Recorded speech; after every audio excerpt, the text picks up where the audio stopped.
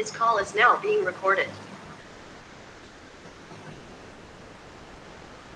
For network laboratory, experiment name is to write a TCL script to simulate a network topology with two nodes and create duplex link between the nodes with speed 1 MB and time 10 millisecond. So see, our specification is two node and link is duplex link. Speed will be 1 MB, time will be 10 millisecond.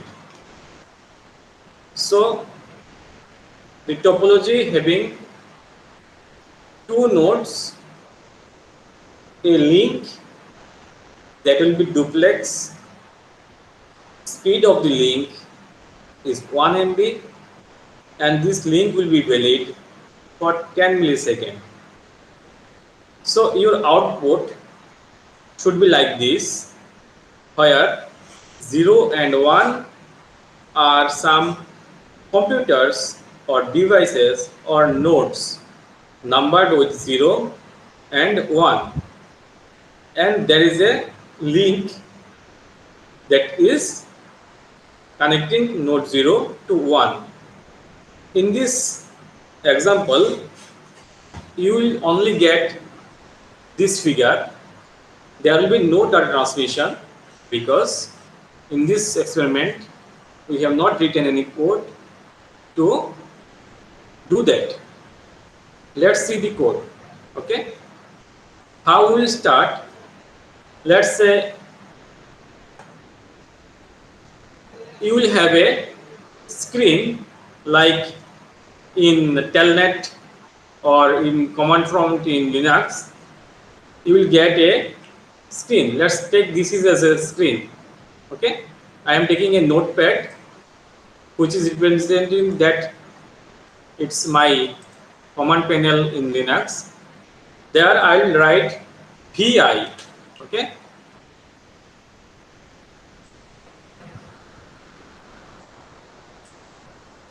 VI,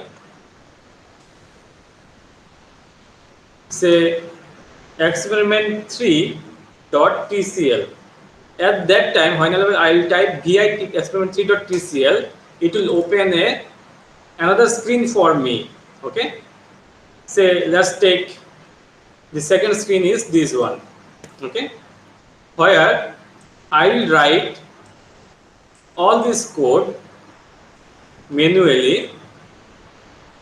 Okay, so my screen is when is I have written VI experiment 3.tcl, I will get a space.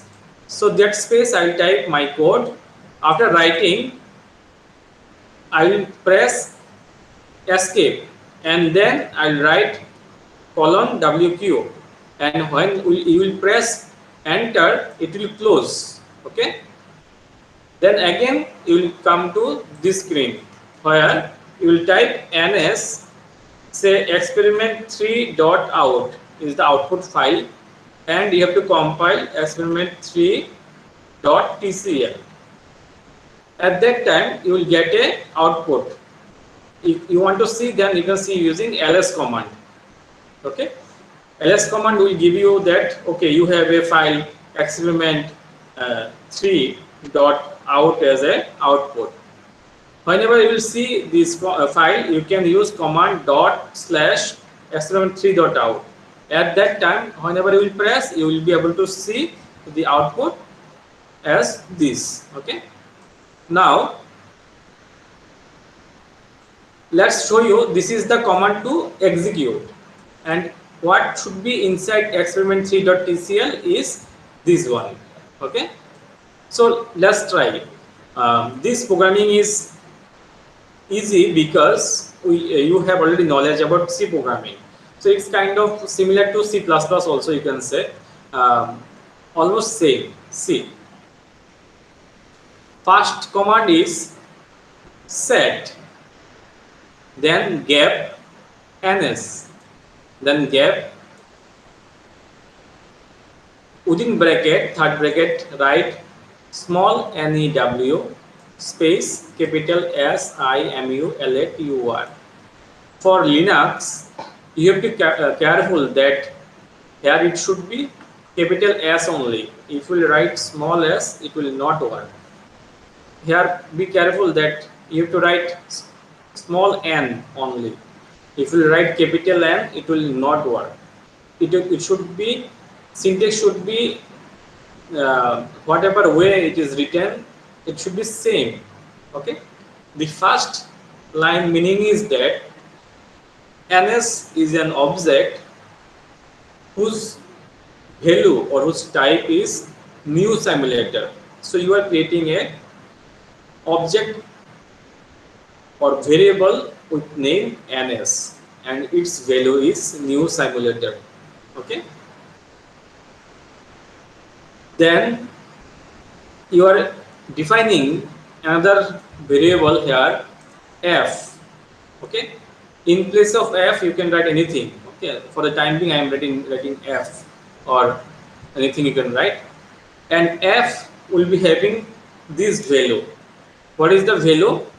In the value I am giving another command that open, like I can write open experiment3.tr w.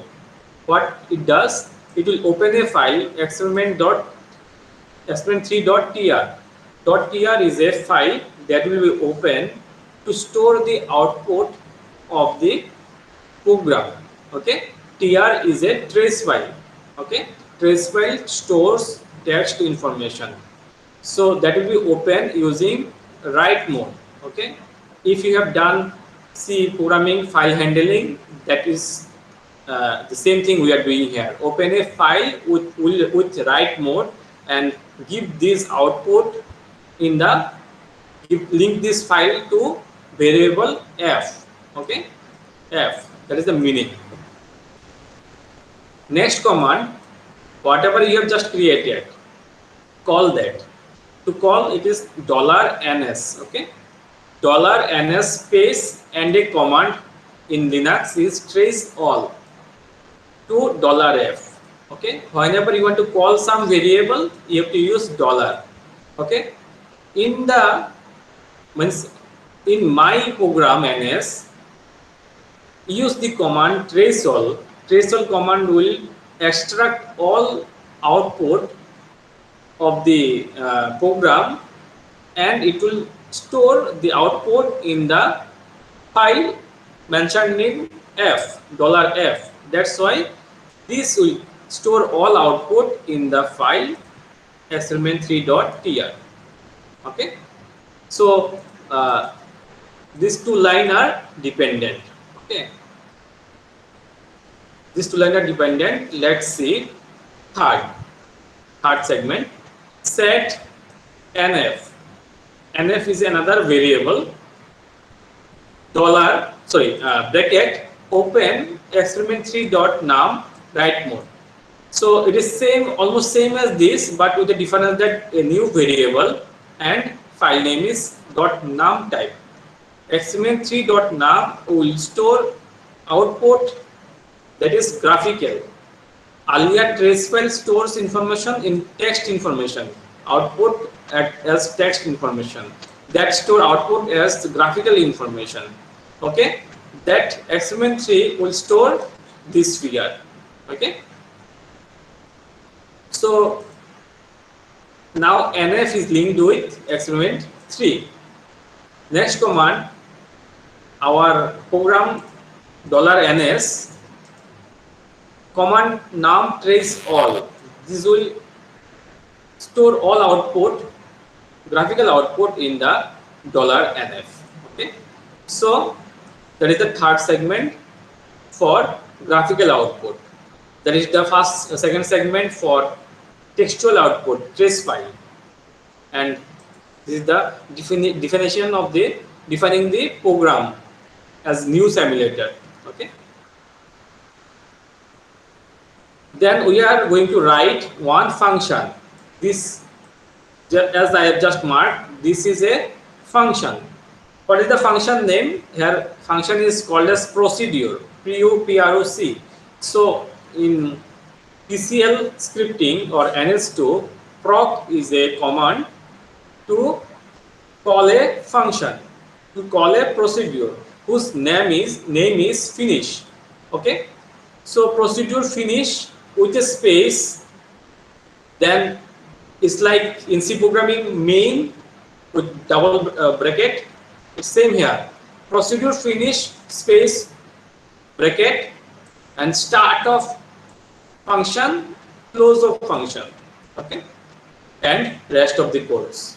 Okay, so procedure finish has 1 2 3 4 5 6 lines. Okay, so first statement is global ns nf f. What are these? These three are name of variable just defined here, ns, f, nf. Okay, so global ns, nf, f, those are your global variable. Okay, so you're defining them as a global variable so that however you want to use, you can use that.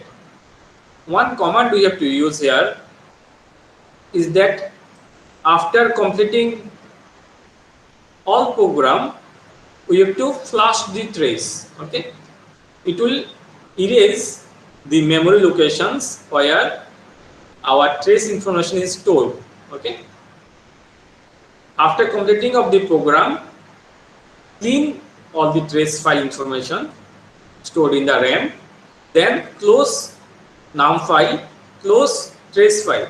Okay, then at the end execute a command num.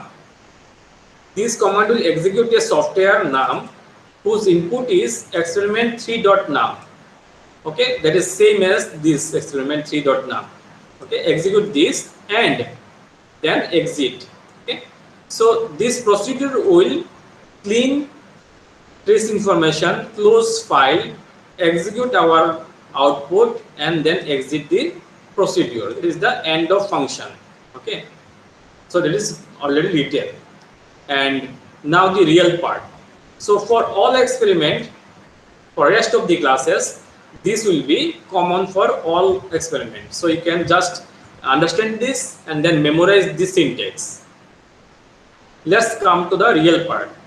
Okay, for this figure 0, set a variable n0 and for the object created it will be node type. Okay, so n0 is a node, n1 is a node,